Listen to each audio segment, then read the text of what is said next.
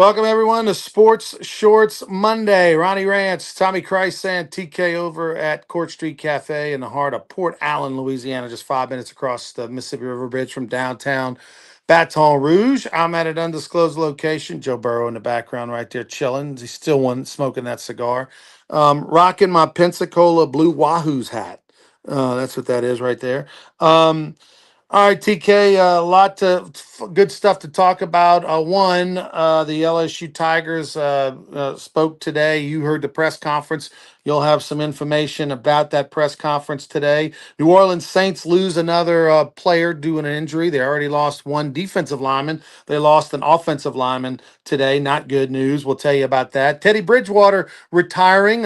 He was a beloved Saint. Used to ride his bike to the games and really enjoyed his time in New Orleans. A couple seasons there. Teddy Bridgewater retiring at the age of 33 for the second time. Said this one's going to stick. Guess he'll be coaching high school football again. We'll see. We'll tell you how much money he made. It'll surprise you. And a golfing scandal, not on the pros, but this has been all over the internet. And I know Tommy's got some cheating stories in his personal life that he'll share with you. I've got a couple in mind, but Zach Holland, a golfer with ties to Mississippi, was exposed, and you're not going to believe the story. Unbelievable what this guy did to cheat at a golf tournament over the weekend that's going viral all over the country. But first, let's talk a little LSU football, Tommy. The Tigers now a weekend to practice and press conference today. We heard from their quarterback for the first time.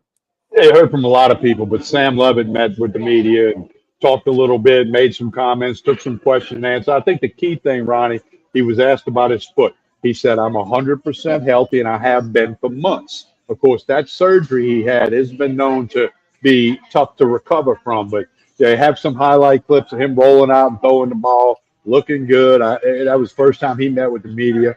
So it was all good. And then Lane Kiffin talked, and he was very calculated with his answers. You could see him thinking about it after a member of the media answered him. And, hey, it was a little taste of LSU stuff. They continue to prepare for Clemson.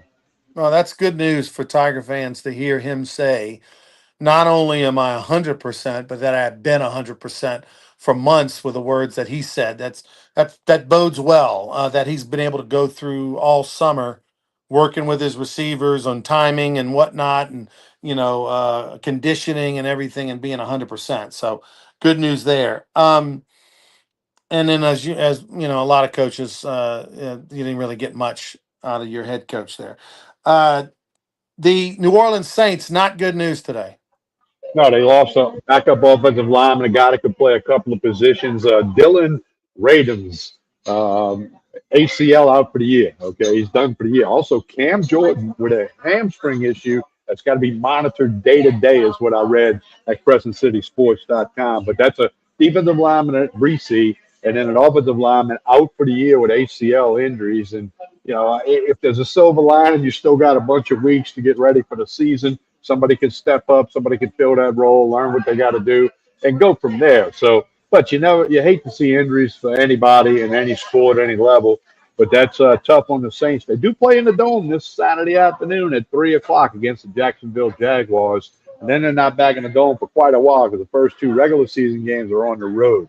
So it's not good news out of the Saints camp, but other things that have Barry and Brown, the kid that was at LSU for a little bit, is really doing well as wide receiver and kick returner. We'll see how that continues to unfold in Metairie. Yeah, the Cam Jordan thing is a little bit troubling because at that age, you're getting to the back end, the last couple years of your career. Those types of injuries, if you don't take care of it, or you try to come back a little too soon, a hamstring injury could be something that causes him a problem all season long.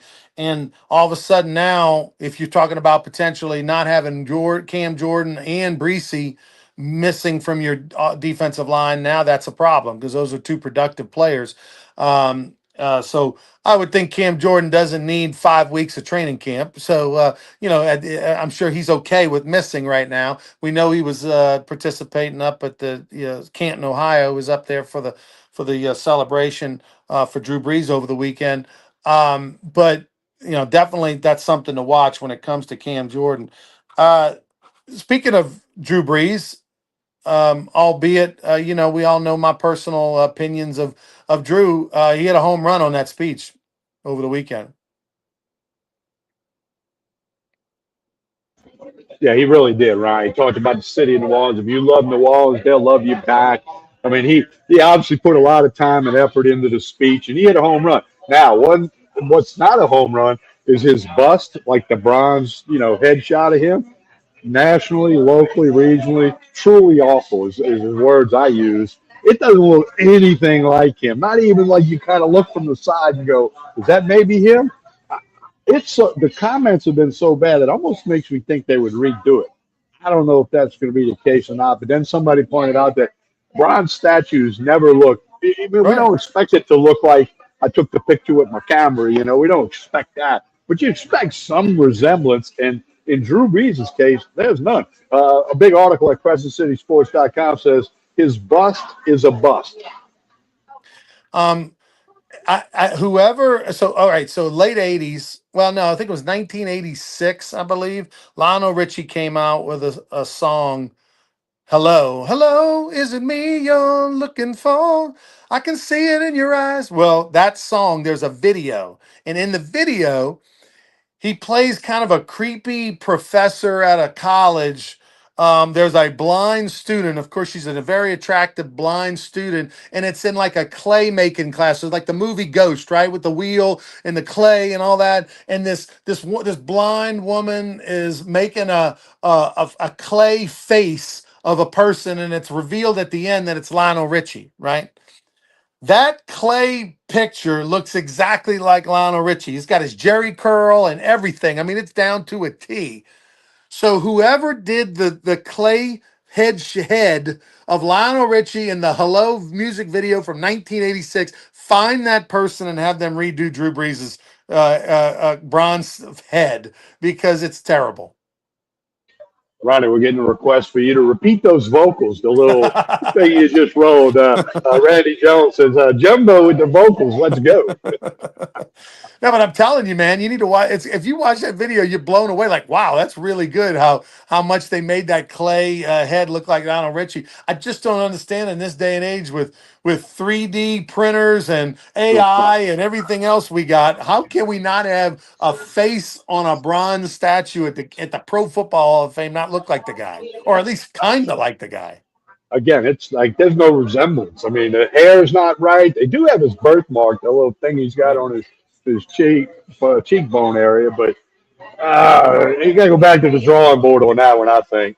Yeah, but he did a good job of going through the list and referencing all the names and everything. And he very much seemed sincere. Was emotional. He talked about how it took him months to write this speech, and that he'd hoped that he had cried enough so that he wouldn't cry too much during the speech, because he said every time he worked on the speech he cried. And obviously he got emotional, but he was able to get through it without being too emotional.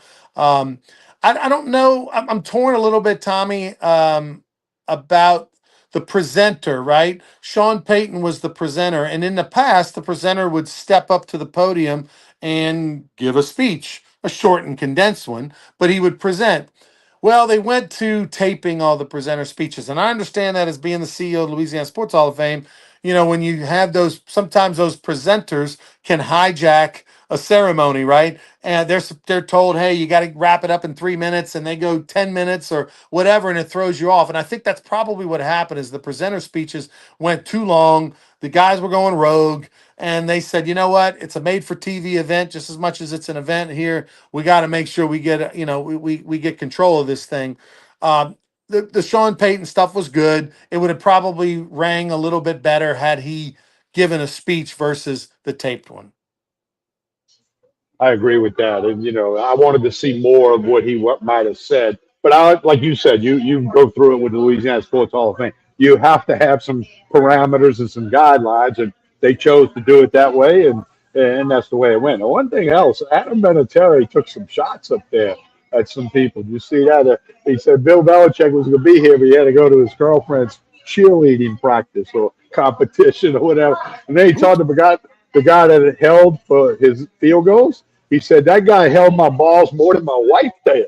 I'm like, oh, come on, Adam. Yeah. Oh man, he let it fly. But hey, Hall Yeah, but of that Fame. was Pat McAfee, by the way, that he was talking to. He said, Yeah, so I mean, Pat McAfee is the ultimate, jokester and everything else. So he said, yeah, Pat McAfee held my ball, and then he quickly clarified it and said, yeah, because my wife holds the balls for me in the off season, and all that. So he quickly fixed it. But yeah, he went with the kind of the jokester approach of the speech as opposed to the heartfelt speech, and both of them worked pretty well for them. But I thought I Ronnie. thought I thought it went. I thought obviously Drew hit a home run. There were a ton of folks from New Orleans that went up there. Were in Canton, Ohio. One thing back to Vinatieri. To my surprise, I didn't think 20 kickers were in the Hall of Fame, but he's only the third one. Jon Wow. Stenerud, Kansas City Chief fame back in the 70s, And Ray and Guy. Morton Anderson. No, well, he's in as a punter. Punters. Yeah, yeah, punters. Morton Anderson, obviously a Saints guy. Everybody knows Morton Anderson, and he was there the other day. But so Vinatieri, the third field goal kicker, extra point guy, to be in the Hall of Fame. Like I said, I didn't think it was 20 guys, but when I saw three, I went, wow, I thought it'd been five or six maybe, but no. Um. By the way, real quick note. You got a little something on Archie Manning. Yeah, Ole Miss is going to put a statue of him up outside of the Balt Hemingway Stadium up in Oxford.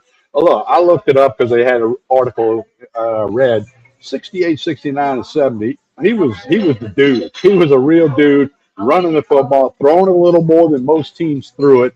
He was third in the Heisman Trophy voting, still near the top of some of the SEC records, but ran the football, passed the football from Drew, Mississippi. Everybody knows that. Went on to the Saints and the Ballad of Archie Who. My mom used to have that little 45 record run, the Ballad of Archie Who, like when he became a Saint. But he said he was totally shocked. But the Ole Miss going to erect a statue of Archie Manning to be somewhere outside Balt Hemingway Stadium because of his impact on Ole Miss football and the state of Mississippi. They kind of threw that in there. And the fact that he made sure Eli went there. They're rewarding him for that too. Yeah. By the way, and a heck of a baseball player, played baseball for the Rebels. Shorts Uh, drafted by the White Sox in baseball. Shortstop. another little quarterback note: Teddy Bridgewater retiring. Only 33 years old. He's retiring for the final time. He's made how much money in his career? 66 million in NFL salary. Okay, I wouldn't have guessed that high, especially because he didn't play like now when guys make that in 2 years. But Teddy Bridgewater, he had his moments. Played for the Saints briefly. I think he was undefeated as a Saints starter when I he think filled five and in zero. Yeah. when Mhm. somebody got hurt or whatever. They always say he's a real smart guy. Went on to coach at his old high school down in South Florida, somewhere in the Miami Lauderdale area. So yeah, he says it's official now. Teddy Bridgewater done with the NFL. By the way, talking about 66 million, before we get to the story of the golfer that cheated over the weekend and all that, which is unbelievable. Uh, the Joker, Djokovic, of course, one of the best basketball players on the planet for the Denver Nuggets. He's got 2 years left on his deal. He's going to make 122 million roughly. Okay, so about 61 million dollars a year. So he's going to play this year, 26, 27, but 27, 28 is a player option. Okay, so he has the ability, if he wants, to void that final year. There's a billionaire in Greece that owns a team over there that's actively really making a play, throwing out stupid, I mean, even more stupid money, I guess, than 61 million. But he is trying and believes he can convince the Joker to void his last year of his deal and come play over in Greece. And if there's anyone that would ever really consider doing that, and someone who loves Eastern Europe, it's the Joker. He's already done everything he probably needs to do in in um, in the United States. Don't be shocked if that really has some legs. That'll be interesting to watch here as the NBA and the basketball is the global sport. At some point, Tommy, how many hundreds of millions of dollars can you have, right? If you got the opportunity to go make the same amount of money, but go do it closer to home and have a little different experience, he would be the guy that would probably want to try that. So we'll see what happens. So tell us, we've got a guy, Zach Holland. Okay, let me tell you who Zach Holland is. Zach Holland played college golf in Hattiesburg, Mississippi at William Carey University. Zach Holland is a very good golfer. He's a +2 handicap. That's a below scratch golfer if you're keeping your handicap on your gin. He's playing in a tournament at his country club that he was a member of, but not as of today. He's already dropped his membership at Wing Haven Country Club in St. Louis. Playing in a tournament over the weekend. And in the tournament, Tommy, they have a hole-in-one hole where you're going to win a car or cash or whatever. And someone who has put on many tournaments and has sponsored many of these hole-in-one holes, if you were to put a $50,000 vehicle on a hole and have it be a 175-yard par three, okay, which 175-yard par three is pretty good distance for amateur golfers, right? 150 is kind of considered a normal par three for a regular golfer. If you're a +2 handicap, a 175 par three is probably like a 150-yard par three for Tommy and I. Well, it would cost you probably for a 175-yard par three. It would, for a $50,000 vehicle, it would probably cost Tommy about $700 in insurance, $800 in insurance if for that. Now, in the insurance policies that I've always bought through Hole in the One company out of Atlanta, if you were a college golfer, you would not be allowed to participate. So you have to be an amateur, right? You could play high school golf, but if you played in college golf, you would not be able to win that car. Your insurance policy has that in the language. So I'm curious as to so he played in a tournament where they didn't have an insurance policy. All the golfers put up money. Let's say each golfer paid $500 to pay the tournament. Well, they took $50 of it, $100 of it, whatever, and put it in a pot. And so if anyone makes a hole in one in that tournament on a particular hole, I don't know if it was any hole or if it was this particular hole, whatever, then you won the pot, which was thousands of dollars. Well, this guy's playing in the tournament, Tommy, and I'll let you tell the rest of the story. Well, yeah, he put a ball in the bottom of the cup, flag still in, and then he went and took a picture to got a friend of his say, "Hey, I made a hole in one," when he never did make the hole in one. Now, Ronnie, I did a few hole in ones back in the day when we had the Cadillac golf tournament, and they had a thing in there where the PGA Pro had to sign the contract to attest if somebody made the hole in one. And the PGA Pro is not going to say the guy made it unless he's confident the guy did. He'd be risking his job or whatever. But no, this guy tried to pull a fast one, and he pretty quickly realized he screwed up. And Okay, well, I'm going to tell you the rest of the story because it's even more egregious than that. So, four guys are playing in a group. He's in the group. He tells the group before the round, "Hey, look, at some point I'm going to have to take this phone call. I'm going to have to take this very important phone call. My grandma, my mom, whatever's in the hospital, I'm going to have to take this phone call. So, if I do, just know that I'm going to take this call. I don't know when it's coming." So as they are getting near this par three hole and they're on a hole prior, he gets the phone call. So he jumps in his golf cart. He takes off. "Hey, I got to take this call." "Yeah, no problem." He then proceeds to go to the hole, and says, "Look, I'm just going to go ahead and I'm just going to take this phone call. I'm going to jump ahead. I'm going to tee off. I'll meet y'all over on four." Like, yeah, sure.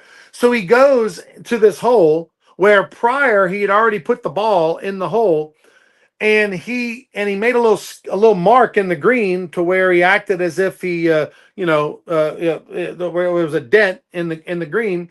And when they get to the hole, he's on the phone and he basically says, "Yeah, I already hit." "Well, where'd you go?" "Well, I don't know. I don't know where it went. I know I put it on the green somewhere. I kind of thinned it. I'm pretty sure I saw a mark on the green, but I don't know where it went." Okay. And he acted like he was on the phone. Well, then when they all hit and they got up to the green and they're looking for their balls, they all see the three balls, but they don't see his ball. And then sure enough, someone looks in the cup and there's his ball in the cup, and they yell and scream and they up and "Oh, wow, hole in one. Oh my God."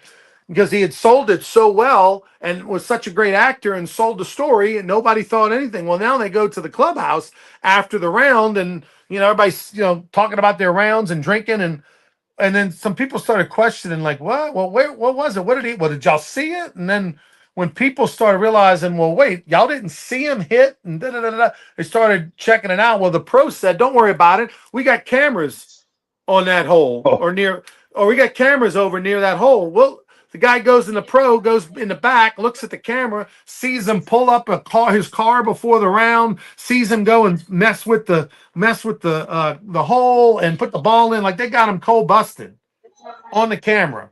And holy smokes. and so the guy, it's just humiliating to his family. His reputation is ruined. I'm curious to see what he does for a living, if it's going to cost him his job. He withdrew from the country club. He's already did a radio interview on ESPN Radio this morning in St. Louis and, admitted and apologized and said, whatever. But this is gigantic Well, screw up.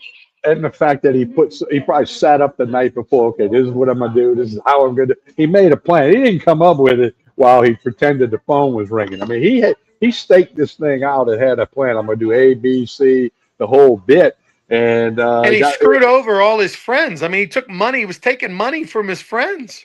Well, and of course, the video don't lie. The camera don't lie, right? So my favorite cheating story is one that was told by a mutual friend of ours, Alan Risher, when he was putting on a golf tournament at Sherwood Country Club years ago. Well, no, it was actually in Slidell. Okay, so tell the story. You were there. We were at Pinewood. It was a Salmon High School golf tournament. We did have a couple years. And there was a group in front of the group I was in. I played with Jimmy Field, who was Alan's agent back in the day. And these guys in front of us were hacking it up. You could tell they weren't great golfers, okay? Every now and then they'd hit a decent shot. Well, they come in and turn a scorecard in like 17 under, and the best other score is like 8 under. Richard called them in the back room and said, listen, guys, if you really shot that, I'll call your name out and I'll call your score out in front of these people. But the group behind you says there's no way that that's what happened. And he said, oh, you can leave right now. I won't say a word. They chose to leave immediately from the golf course because they didn't want to be embarrassed. And he came to me. He came to Jimmy Field. And he said, and I'm like, Alan, they didn't shoot 17 under. I don't even know if they shot 5 under because we were the group behind them. You know how scrambled are you? You catch up with people and you can kind of tell what the group in front of you is doing. And it's reason we're waiting is because they're not that good. Okay, if they were hitting the green, making the putt, we wouldn't have been waiting as much. So yeah, I remember that story. That was at Pinewood Country Club in Slidell. That's pretty good. And then I love the fact that you got a choice. You can go out the side door, or we can tell the group. Like they went out the side door. That's pretty good stuff. All right, TK, tell us about Court Street Cafe. Well, Court Street Cafe, of course, I had dinner here again tonight. The barbecue shrimp are fantastic. Breakfast, lunch, dinner, 7 days a week. Steak night Saturday. The Sunday brunch is awesome. Connect with them on Facebook and Instagram. Keep up with the lunch specials, the dinner specials, drink specials, everything else going on with Jason and the staff here at Court Street Cafe in Port Allen. Now, don't forget, our next show will be Friday morning, 9 o'clock at Tremonti's Meat and Seafood in Baton Rouge. We'll be out there for 9 o'clock. And by the way, Tremonti's has got a huge meat sale coming up near the end of August. We'll tell you all about that. Also, don't forget, this Saturday, radio returns to our normal time slot, 10 to 12. We moved it last week due to the Hall of Fame broadcast of Baton Rouge, Lafayette, and Lake Charles ESPN Radio. We'll be at the Walk-Ons in Brewley for Sports Choice Radio this Saturday, 10 to 12. Hopefully you can join us. Hey, like we always say, please like and share this show, whether you're watching on YouTube, Facebook, or X. It helps everybody out if you'll just like and share this show. We'll put some clips up tomorrow. Maybe that golf cheating story as well. Ronnie Rantz, I'm Tommy Krysan. Have a great day, everyone.